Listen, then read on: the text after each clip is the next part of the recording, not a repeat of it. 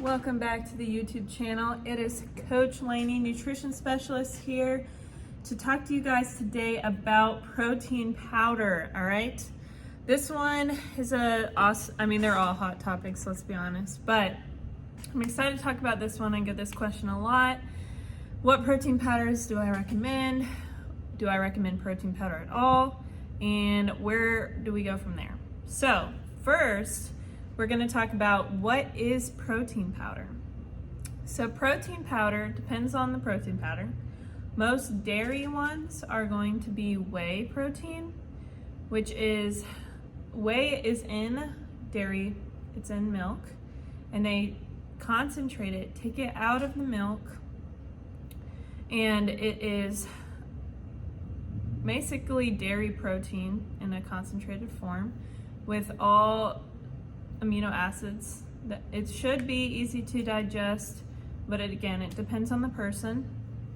So that's normally what protein powders are made up of, is whey.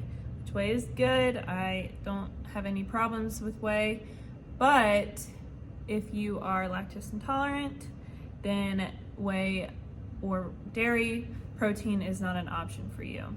So some other types of protein powder that is dairy free is going to be soy protein, pea protein, egg protein. Let's see, I'm sure there's some other ones, but those are kind of the main ones. I would say go with pea protein, but egg protein would be more my preference than the pea protein, in my opinion.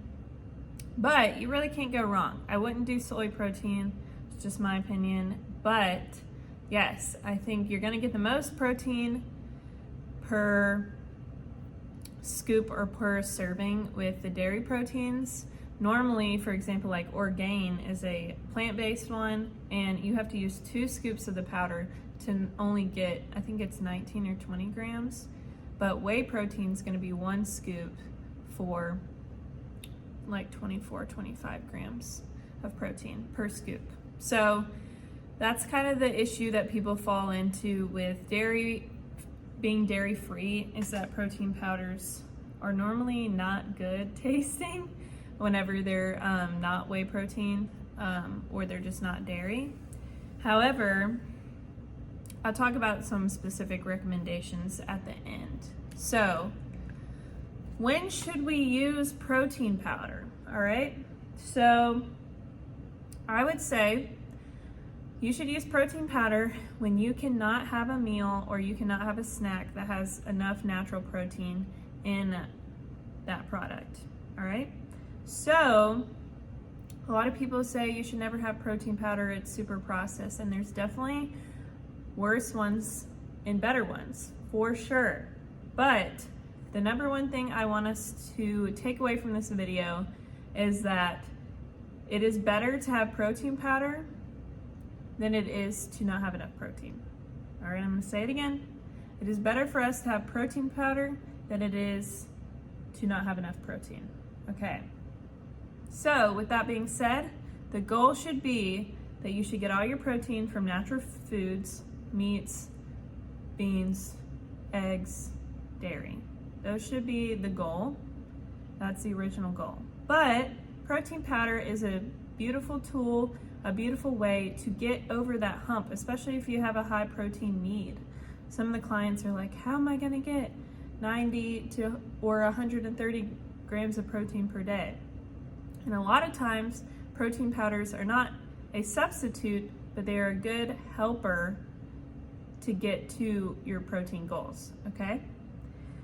So we should use it whenever we cannot get enough protein from natural, real sources of food.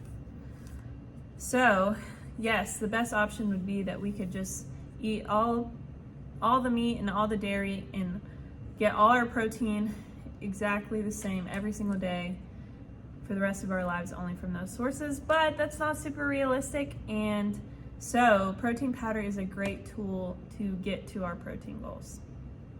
So I think with a lot of nutritionists or doctors or whatever, they say they demonize foods and therefore you should never use it. It's never good. Literally throw it in the trash. And there's a time for that. There's a time to throw things in the trash, and there's definitely things you should throw in the trash, but there's a time and a place for a lot of foods, and especially protein powder. I don't think it's inherently bad. I think a lot of people can have it without having any tummy issues. The main thing I see with protein powders, I dealt with this a little bit, it's just whey protein is semi easy to digest, but if you're kind of dairy sensitive, I'm not lactose intolerant, but if you can be a little dairy sensitive, whey can be a lot for your body to digest. So that's the main downside to it, but overall, the only really problem with it is looking for additives in protein powder that can be harmful. And that's going to get me into our next question, which is what to avoid in protein powders. All right, so what should we avoid in protein powders? The ingredient is called maltodextrin, okay? And it's basically a certain type of carb that's derived from starches, potatoes, and it has a higher glycemic, I can never say this word, index that's even higher than table sugar, okay? It's one of the highest on the list on the index, and so whenever you consume this product, it's gonna spike your blood sugar really high, okay? And we don't want that.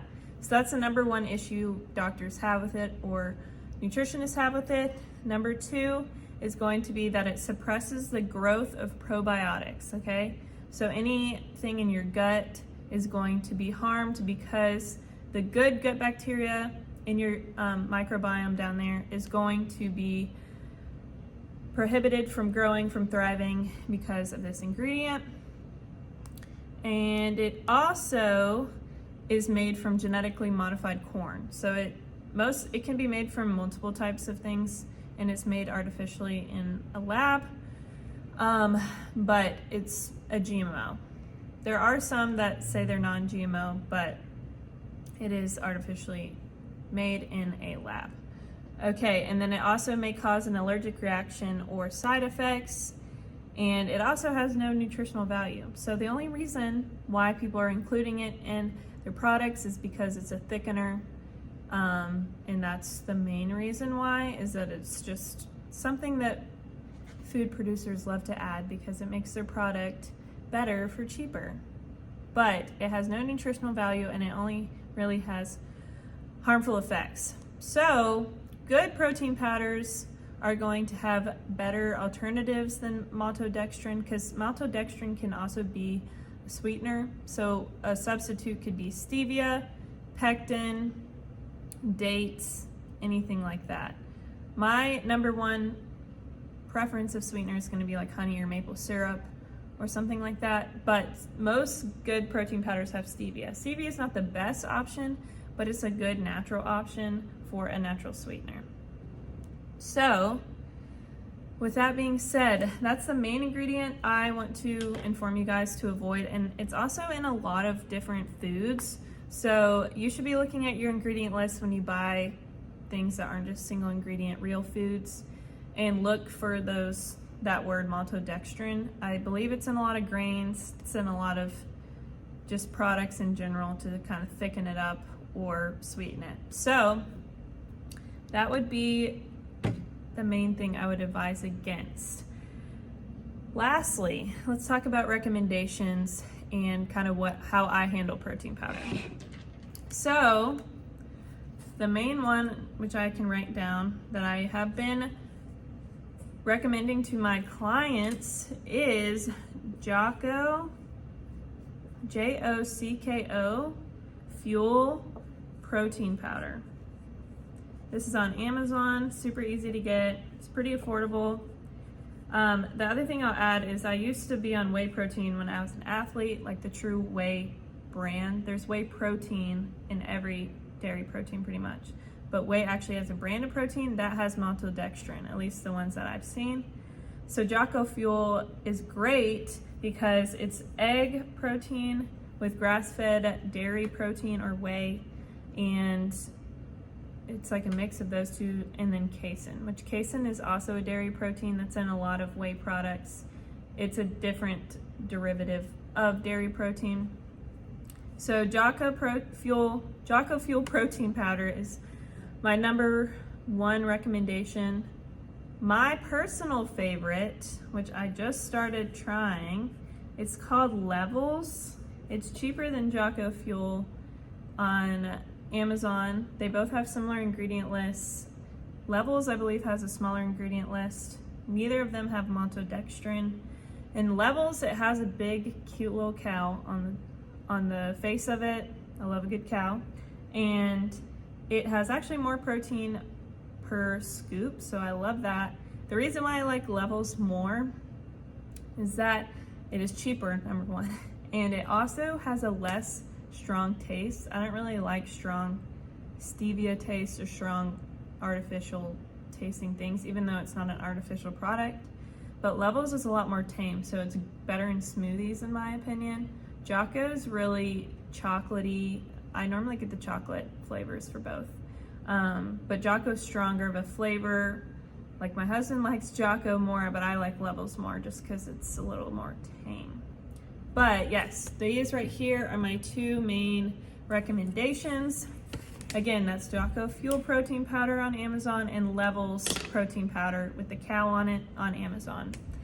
And those are going to be the main recommendations. There's so many. There's also a local one in Birmingham called Peachy Spoon. I've never tried it, but the ingredient list is good. All right, this concludes my video. I hope y'all enjoyed talking about protein powder this week, and I hope that y'all have great, wonderful holidays, and I hope to see y'all in the gym soon.